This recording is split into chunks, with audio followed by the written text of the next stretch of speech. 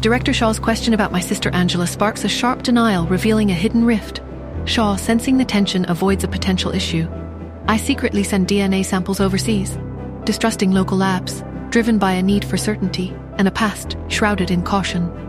Justin's urgent, unexplained request for me to pick up Pete amplifies the underlying sense of danger. Meanwhile, Angela and Lisa await their interview schedule, their contrasting personalities hinting at a competitive dynamic. Will Angela's manipulation secure her place? Will Lisa's efforts be rewarded?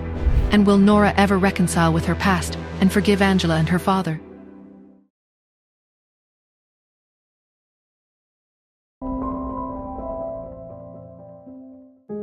Both Angela and Lisa had received the interview announcements.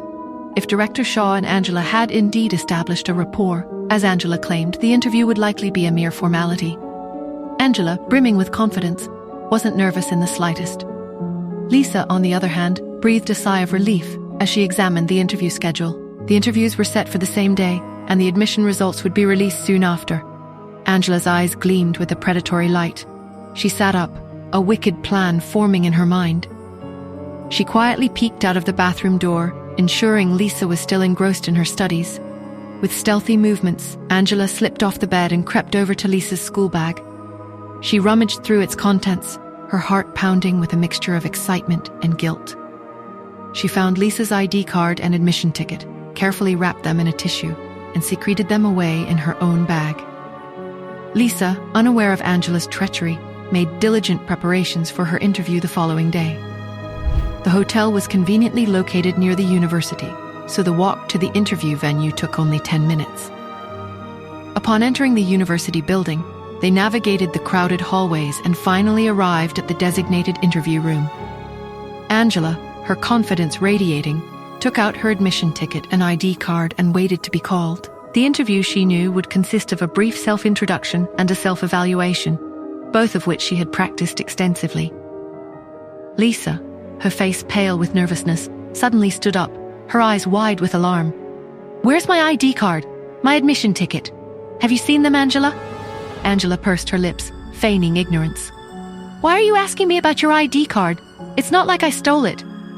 "That's not what I meant," Lisa stammered, her voice trembling. Panic tightened its grip on her chest, her voice barely a whisper. She said, "Give me the hotel key, Angela. I need to go back and look for them." Angela, her eyes gleaming with a strange satisfaction, raised an eyebrow in mock concern. "Of course, Lisa. Here you go." She handed over the key card with a flourish. Lisa took the card and fled, her footsteps echoing in the hallway. As soon as Lisa was gone, Angela stood up and walked with a purposeful stride towards the nearest bathroom. She retrieved Lisa's admission ticket and ID card from her bag and unceremoniously tossed them into the trash can. Her task completed, she left the bathroom, her steps light and her demeanor refreshed and invigorated. Soon her name was called, and it was her turn for the interview.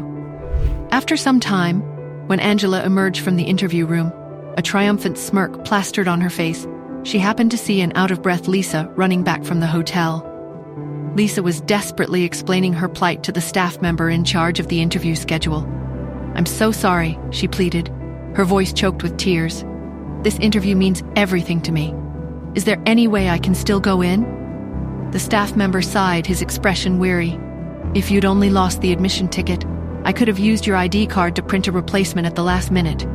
But since you've lost both, I'm afraid my hands are tied. You'll have to reapply next year." Tears streamed down Lisa's face. "But that means I've wasted a whole year. Please, sir, could you ask the committee if they'll make an exception?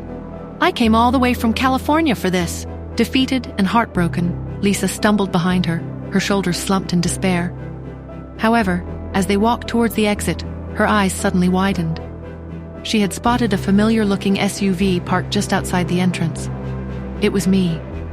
Fully dressed in black, I leaned leisurely against the car, my posture exuding an effortless confidence. Students and passers-by found their gazes drawn to me, a silent acknowledgement of the aura of power and mystery that surrounded me. Lisa, her eyes widening in surprise, was the first to break the spell. She called out tentatively, "Nora?" I finally lifted my head, my attention shifting from the phone screen to Lisa's tear-streaked face. I finished what I was doing on the phone and then asked, my voice calm and steady, "What's wrong?" The concern in my tone, The unwavering focus of my gaze made Lisa feel like a lost child who had finally found a beacon of hope. Her composure crumbled. Tears streamed down her cheeks as she stammered, her voice thick with emotion. I lost my ID card and admission ticket. I remained silent for a moment, absorbing the information. I had come to the school today because I knew Lisa's interview was scheduled. I hadn't anticipated this situation, this blatant act of sabotage. Lisa looked emotionally deflated, her shoulders slumped in defeat. But now, she desperately needed my help. Not to secure her admission, but simply to give her a chance to attend the interview she deserved. Before she could even voice her request, I stepped forward, my movements decisive. As I passed her by, I offered a simple, unwavering directive. Come with me. Angela, however, stood her ground, her face a mask of suspicion and defiance. What are you doing, Nora? The staff member already said he wouldn't let her in. Don't tell me you're going to use your connections. It won't work. I turned to her, my expression impatient, my voice laced with a warning edge. You're being so loud, Angela. I'm starting to get a headache. Angela's face flushed with anger. But I cut her off, my gaze hardening, my voice a chilling promise.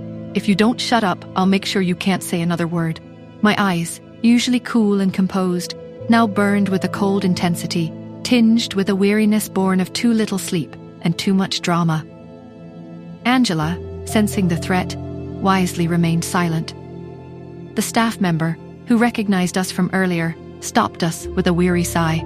Please show me your ID card and admission ticket. It was at that moment that I stepped forward. I held up my phone, the screen displaying a specific page on the university's website, and showed it to the staff member. Is there something I can help you with, Dr. Athena? He asked, his voice almost reverent. I took back my phone, a subtle smirk playing on my lips.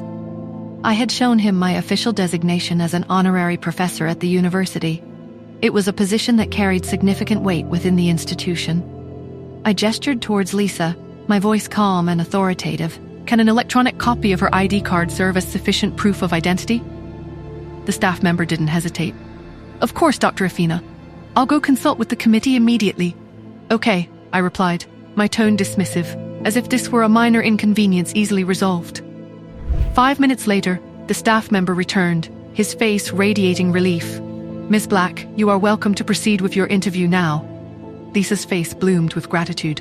She offered me a shaky smile and hurried towards the interview room. The interview didn't take long.